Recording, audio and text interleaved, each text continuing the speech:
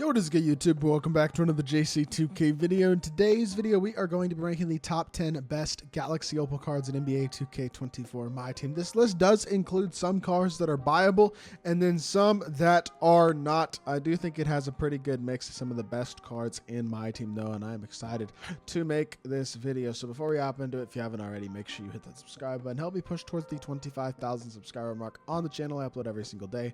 Tons of consistent daily MyTEAM content. Would really appreciate it if you all do subscribe. Without further ado, let's hop right into it and let's discuss the top 10 opals. In my opinion, number 10 is Kyle Korver. Yes, he is not an unbelievable playmaker nor slasher, but he has the Curry slide, a very nice fade, an absolutely unbelievable release, and he is a 6'7", actually versatile, very good defensive PG, has all the key defensive badges he needs. Legitimately very capable, especially with a good size at 6'7", good speed, insane release. I mean, he is probably about as close as you get to Glenn Rice in terms of just pure shooting and shot making ability with that Curry slide as well. Movement is not truly elite, though. Neither is his slashing, so those two things do hold him back a little bit, but I still think he's an exceptional card, and I do think it's actually fair to put him number 10 on this list because of how good his release really is. Number 9 is going to be Lauri Markkanen. I really like this Lauri Markkanen just simply because of his size and his shooting at the small forward or power forward position. He's a 7-footer. He's legitimately versatile with good athletic ability. Not a bad perimeter defender at all either, in addition to obviously as a 7-footer, being pretty good on the interior, solid defensive stats, very athletic.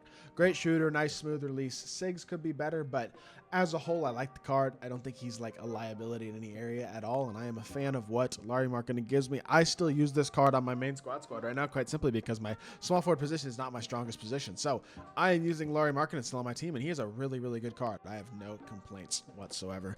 Number 8 is going to be David Robinson.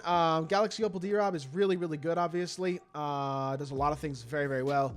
Nice release, good shooter, nice all-around stats, good speed, shooters, dunker, defender, everything that you want. Super athletic, got all the key defensive badges. Just a really nice all-around card at the power forward or center spot. He's got good size, pro dribble style. Maybe not the greatest fade, the greatest sigs, but a nice, smooth, easy release. And overall, D-Rob is always just a really solid card and still is in my team. I think he's definitely one of the better opals in the game still.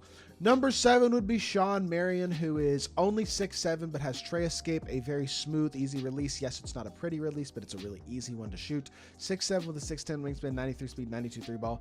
Good slasher and a great defender. Really versatile defender. A ton of great Hoff defensive badges, including the interior ones like Anchor, Immovable Enforcer, and Post Lockdown.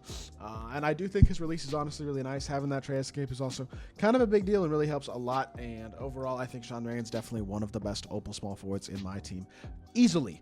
Number 6 is going to be Hakeem Olajuwon. Hakeem the Dream at 7 foot with a 7'3" wingspan, has a nice player build. He dunks the ball and finishes on the inside at a super high level. Great post moves if that's your cup of tea. 91 3 ball, Hoff limitless, catch, corner, and Claymore as well. So he's a pretty versatile shooter with a nice quick release that is on very quick, and defensively he's super versatile as well. I got the Hoff interior badges, but also the perimeter clamps, glove, right stick gripper, interceptor, that type of stuff. I think Hakeem is maybe the best opal big man in my team, or at least the most versatile opal big man in my team as terms of a power forward center. He does a ton of things really well. Has that Pro 2 fade as well. I'm not going to lie, the release is not hard. I love this Hakeem card as an overall option at the power forward or center spot, and I think putting him number 6 is actually a very fair spot for him. Number 5 is going to be Cade Cunningham. Cade is definitely still one of the best point guards in the game. He's still 6'7" with the tray escape, 7'1" wingspan, absolutely money release, 95 driving dunk, Hoff posterizer, and precision dunker, great shooting badges, including Agent 3 blinders, catch, dead-eye guard up, limitless, open look, spot finder. Playmaking badges are great, and defensively he's also super solid. Now, no immovable enforcer does kind of matter, but at 6'7", I don't think it matters that much with how big he is at his respective position. Sigs are pretty good, especially that tray escape, nice behind the back. Obviously, I think he's got Jamal Murray, and then John Wall's drag back now is a good same side hezzy. The only flaw with this card is that his fade is not great. That is really the only thing that I think people nitpick, but he's still most people's one of the favorite point guards for almost everybody who has him, basically. Still playing a ton of lineups, still a really, really good card. And I'm realizing I screwed up this list. Hakeem was supposed to be 4. Cade was supposed to be 5. I just screwed this up. I'm sorry. I know this is out of order. Hakeem, I think, is a little better than Cade. But the card I forgot, my apologies, is Andre Iguodala. Iggy at 6 is where I think he deserves to be. I like this Iggy card. He's 6'6" with a 6'11" wingspan at shooting guard. Nice player build despite being only 6'6". Super fast, good shooter, great slasher, and an elite, really versatile defender. So kind of similar to Sean Marion, just a little undersized at his position, but not really. And then also really complete stats and badges, shoots the ball at a high level, but also has that Pro 2 fade, Kemba escape, hardened behind the back, multiple good sigs with an elite fade and a pretty easy, smooth release that is not a slow one. It's not the best release in the game by any means. He's not Dr. J or Glenn Rice, but I still think he's a phenomenal card. And he's a card that I still use quite regularly in my lineup. I really do like what Iggy provides at the small forward or shooting guard position, really, depending on where you want to put him. And I think it's very fair to put him at 6, and then Cade goes 5, and Hakeem goes 4 to me. Now, the top 3. Number 3 is Artis Gilmore. I like Artis the most out of all the Opal bigs in the game, at least at the center position, because he's 7'2" with very good speed, and he's an amazing defender. Now, he's not much of a playmaker, doesn't really need to be for his size and what he's on the court to do. And then shooting-wise, the 66 3-ball sounds bad, but if you add shooting badges, add a shoe, have a coach to boost up 3-ball, it's a mid-70s 3-ball with decent shooting badges and a very, very easy release. That's the most important thing with Artis, is that his release is super smooth and easy. Also, his sigs are not like horrifically awful. He has a Kyrie escape and pro dribble style, gives him like 2 sigs that you can go to. And if you give him a ball handle shoe with Coach D'Antonio, who gives him a ball handle boost as well, you can actually time burst with him as well if you'd like to. So the thing that this card provides is a massive player build, 7'2", but looks bigger than that with his giant afro. And that really, really provides a lot of value going up against Wimbies and KPs and, God forbid, 100 overall Yao, who, by the way, I played in Unlimited last night, and Artis Gilmore held his own. He was up for the task, and Artis Gilmore was probably the reason that I still won that game, is because he was able to at least contain 100 overall Yao. And that's the value that this Artis Gilmore card really provides, and why I think he's one of the very best and most important Opals in the game. Number 2 and number 1, unfortunately, are gambling-only Opals as well, which does make that most of this list is still gambling-only Opals between Ferry, Akeem, Cade, Sean Marion, D-Rob. You can get Iggy without gambling. You can get Kyle without gambling. Akeem was available without gambling, and D-Rob is technically available right now without gambling because of VC only, but they still cost money.